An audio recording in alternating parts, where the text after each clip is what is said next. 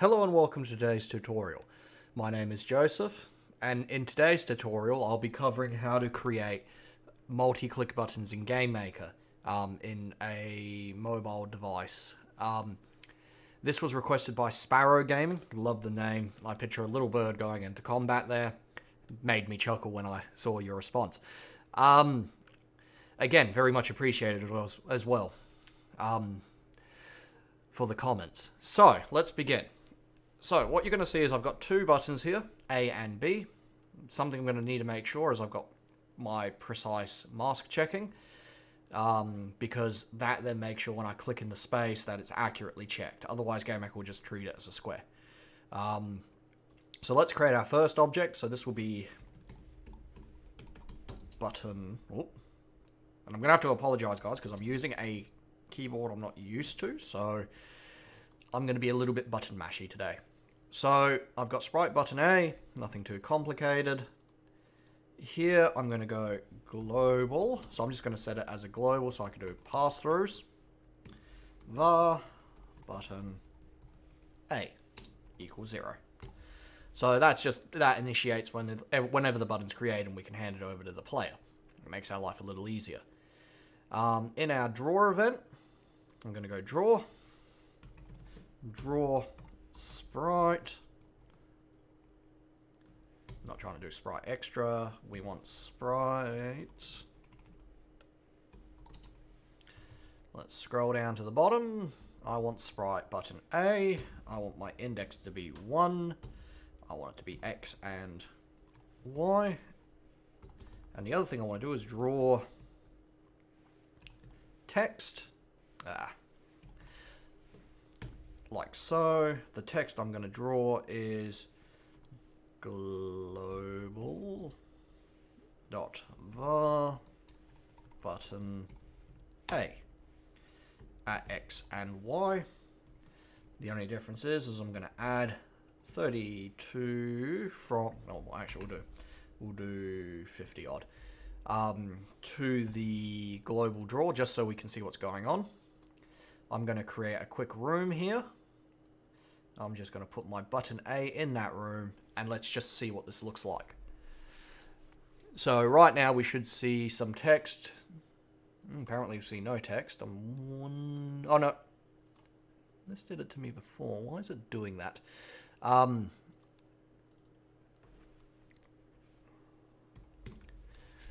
This is a weird thing that was happening in my last attempt. This is my third attempt, guys, on making this video because I've run into a few bugs. Gamemaker's doing something weird when I try to draw text. Don't know why. Definitely odd. Let me try drawing a second bit of text and see what it does. Not quite sure what's going on with Gamemaker there. No, it's just flat out refusing to do it. That's okay. I can prove to you guys other ways that it works. Okay, so I'm just going to rerun it, make sure everything else looks normal. Beautiful. Easy. So, from here, we've got our initialized global, and we've got our draw function. The next thing I'm going to do is in my step event here, I'm going to basically do my button click. So I'm going to go if bracket device. I want device press. So you'll see here my device press, I've got a device. I'm going to set that to 0. MB left, close bracket, like so. So in Gamemaker, this 0 is important. It actually represents which finger is on screen. So there's a few ways we could do this. For example, we could simply go basically button press 5 times. So if button 1, if button 2, if button 3, if button 4.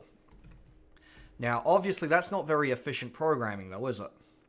So, what I'm going to do is show you guys how to use a for loop to actually work it out.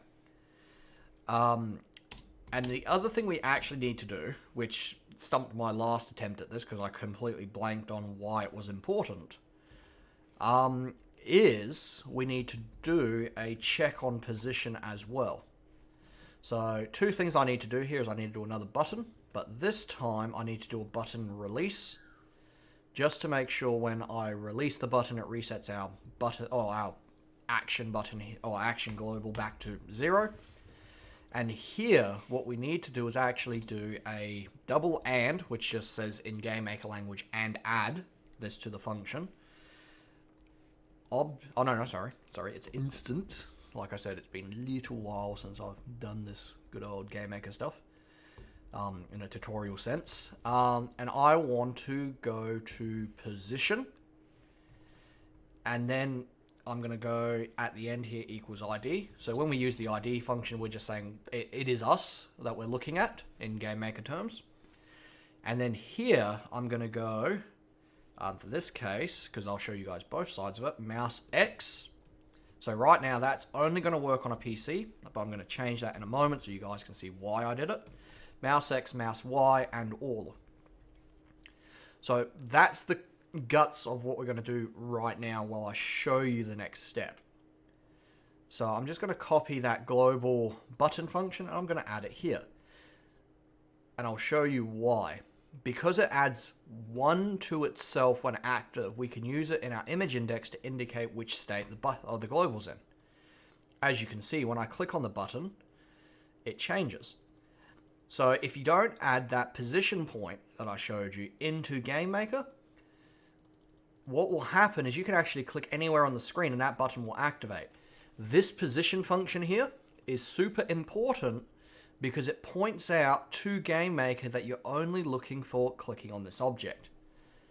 Okay, now let's escalate this a little bit and make it slightly more complicated. The reason it's going to become slightly more complicated is back to the previous conversation. I want to check for which finger's on screen. The most efficient way to do that, and the easiest that I can ponder over for the past week, is this. So we would do a for I equals 0, bracket, I is less than or equal to 5, and then we're just going to say I plus plus. Just like that. And in Gamemaker, what that's going to do now is that's going to create a for loop for each frame. It's going to run 5 times. So let me just expand this a little bit. So, why is this important? So the I goes and starts at 0 each time it starts a new loop. I will try to get to the we'll get to 5 and then reset back to 0, and each loop will plus 1. So plus plus is just Gamemaker speak for saying plus 1. It comes in useful for functions like this. So what I can do now is under my device click button, I can replace this 0 with I and this release with I.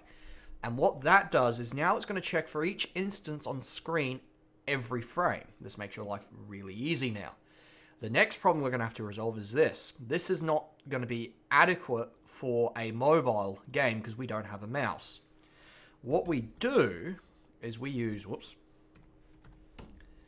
we go device again, and we can actually get something similar in Gamemaker terms for mobile, which is device mouse X and device mouse Y. Like so. And all I need to do is input I in each of these states. So now that's going to cycle with each of the states. So now it can track all your mouse positions on screen. Your mouse positions being your fingers. Just as a note, this all function is just a function to say any object. So now let's see if this works. So now if I go over here to the player, the button, and I click on the button. So one, I can't click on the button like that. I can click on the button like that. It all works. So if this was on mobile, I could do the same thing and press on that button. Now, the next thing we can do is I'm actually going to go duplicate object because I'm not going to rewrite all the same script. I'm going to call this button B. I'm going to change this to a B input. I'm going to quickly go through my script here because I don't need to modify this because this is still operating under the same principle. Change these to Bs. Change my sprite to B and change this to B. So now we've got two globals at play here. So let's take a look at what this looks like. So if my code breaks, what we're going to see... Oh, who in the comments can point out what I forgot to do? I've got to put in the second button. And I also forgot to change the sprite. So if I do that and reload it, if my code does not work and it's incorrectly functioning, both my buttons will activate. So one, you can see if I click off the buttons, I'm clicking as you guys can click here, because I can see it in my mixer audio. So now if I click on A, you can see A changes color. And if I click on B, B changes color. But they don't change color together. And wow, that's a bit of a difference in color. Let me quickly rectify that. Let me make A a little bit darker because of OCD. There we go. Now we can really see the change. So, that's how we would create two different buttons, and obviously you could scale this to as many buttons as you want, as you can see. So the next part we can do is let's just add in a player, and I'm hoping this stupid bug that you guys saw just at the start here doesn't reappear. Player. And all our player is going to do is we're going to draw. By the way, I have no clue why that bug's showing up. I haven't even had the time to look into it because it just started when I started playing with the tutorial this morning. Global dot var, oh, not text, button A, we're going to draw X and Y. And fingers crossed that it doesn't, for whatever reason, show this error that I was seeing. So let's grab our player, let's put the player in. He doesn't have a mask or anything, we're just looking at making sure he can receive the information.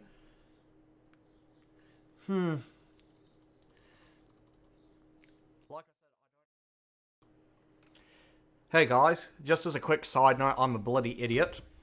I didn't read my syntax.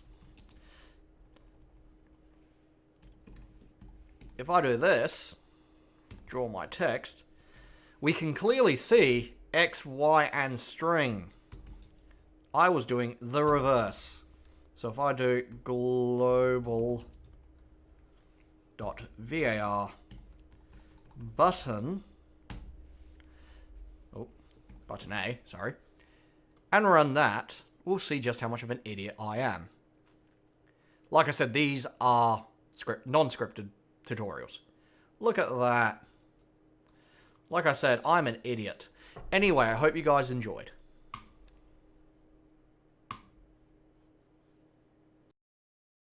So, let's say, in this case, for our system of input, I'm going to go draw.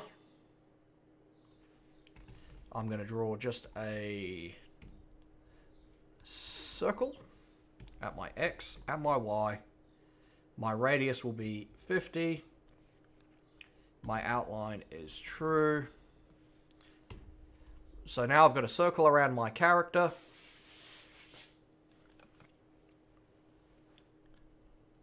Beautiful.